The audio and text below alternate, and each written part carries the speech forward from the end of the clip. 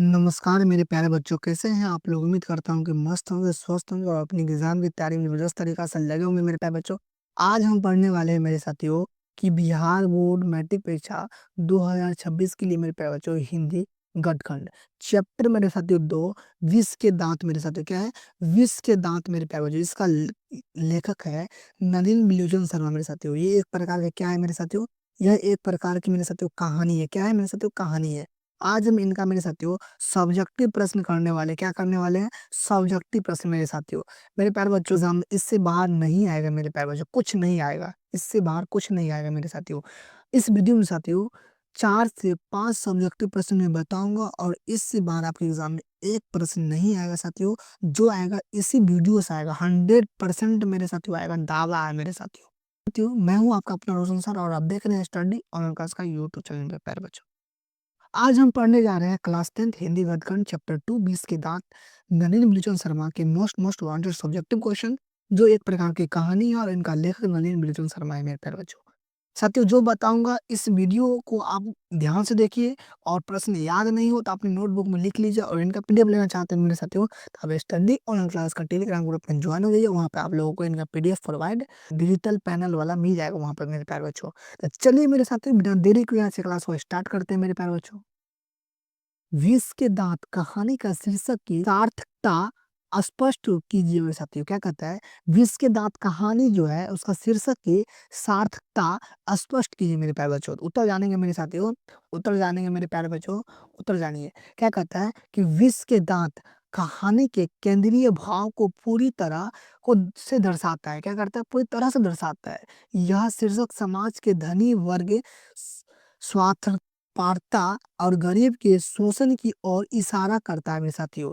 गरीब की ओर शोषण करने की उन्हीं में साथी क्या करते हैं? इशारा करते हैं। कहानी में खोका जो मेरे साथियों उसका नाम क्या है? कासू धनिक वर्ग के विषैले स्वभाव का प्रतीक है जिसे उसके माता-पिता से अत्यधिक लाड़-प्यार ने बिगाड़ दिया।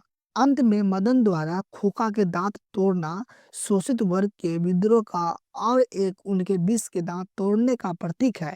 इसलिए साथियों शीर्षक बिल्कुल सार्थक है मेरे साथियों। क्या है? क्या कहता है कि मेरे साथियों इस कहानी में विष के दाँत में मेरे साथियों जो खोका है उनको दाँत कौन तोड़ देता है? मदन मेरे प्यारे बच्चों। मदन कौन होता है? तो गिरधर लाल का बेटा होता है मेरे साथियों। कितना दाँत तोड़ता है? 2 दाँत तोड़ता है मेरे साथियों। तो साथियों खोका किसने बिगाड़ा? उनके माता-पिता के द्वारा मिलने वाले प्यार से बिगाड़ दिया मेरे साथियों। जैसे कोई भी एक 2 है, खोका किन मामलों में अपवाद था? 100% आने की संभावना है मेरे साथियों। खोका किन मामलों में मेरे साथियों अपवाद था? तो उत्तर जानेंगे मेरे साथियों। खोका निम्नलिखित मामलों में अपवाद था। खोका जिसे कांसू बोलते हैं साथियों, खोका निम्नलिखित मामलों में क्या था? अपवाद था। वह घर के नियमों का अपवाद था। घर में अपनी पाँचों बहन के लिए सख्त नियम थे। क्या थे? सख्त नियम थे।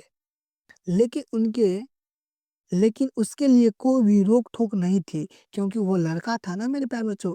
आज के समय में मेरे साथियों आज के समय में भी साथियों कि भेदभाव होता है। क्या होता है? कि भेदभाव।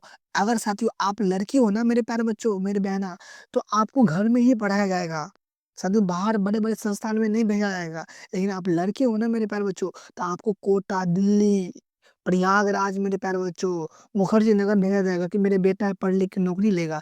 लेकिन साथियों ऐसा नहीं है। क्या मेरी बहना किसी से कम है मेरे साथियों? आज के समय में देखो बड़ा-बड़ा विमान, राइफ़ल उड़ाता है मेरे साथियों।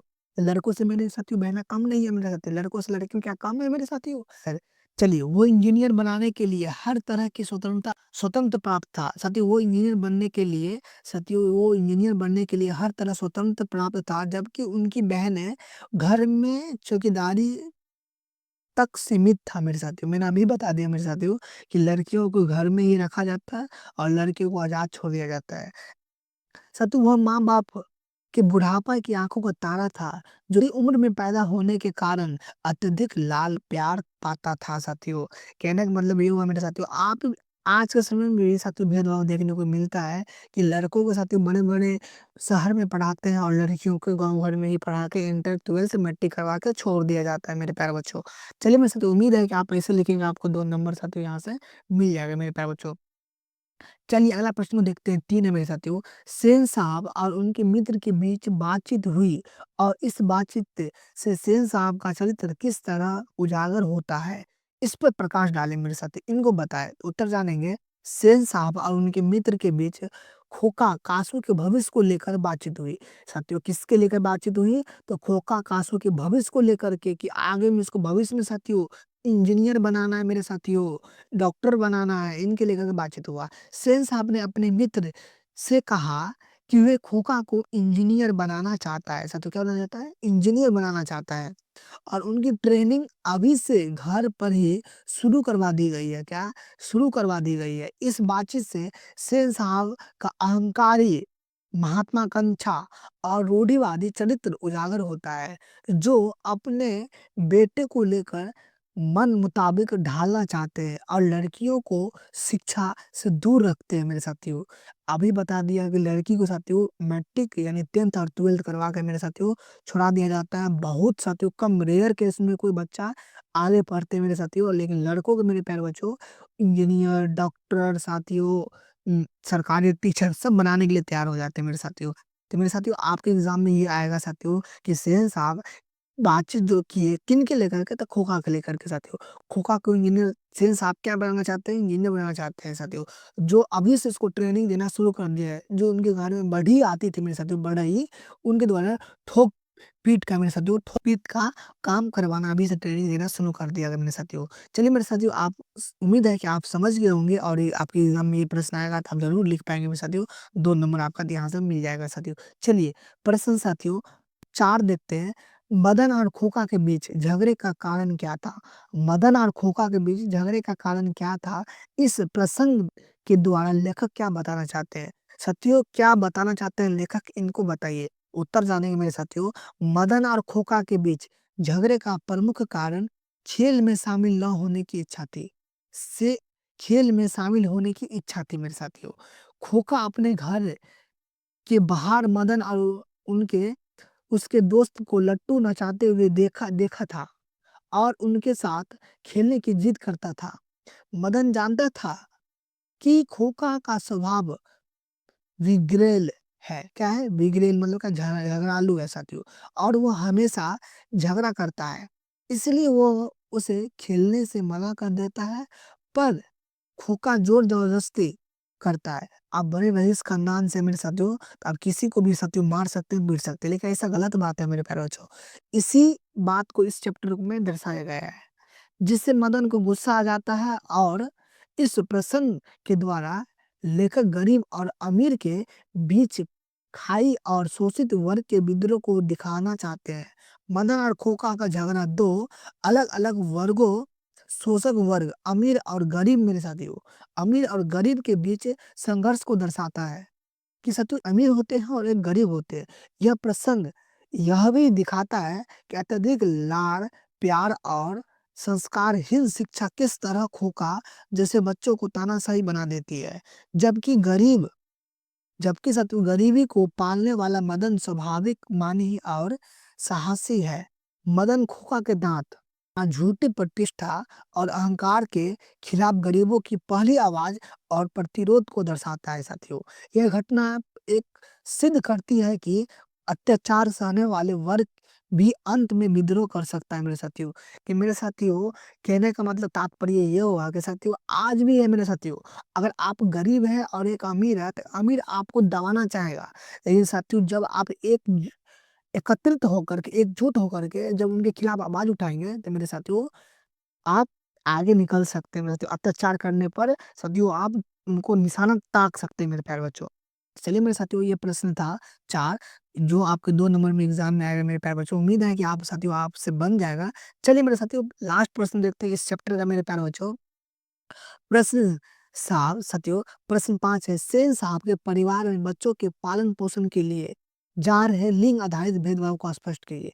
100% साथियों इंपॉर्टेंट है मेरे प्यारे बच्चों। क्या कहते हैं? सेन साहब परिवार में बच्चों को पालन पोषण के लिए जा रहे लिंग आधारित भेदभाव को क्या करें? स्पष्ट करें। उत्तर जानेंगे। सेन साहब का परिवार मध्य वर्गीय कृत्रिमता और लिंग भेदभाव के से ग्रस्त था मेरे साथियों। क्या था? ग्रस्त था।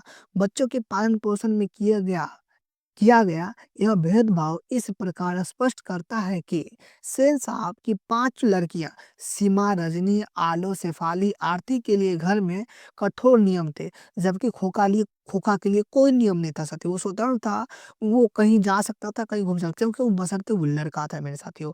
उन्हें क्या करना है, कब हँसना है, कब पढ़ना है, सब कुछ तय था।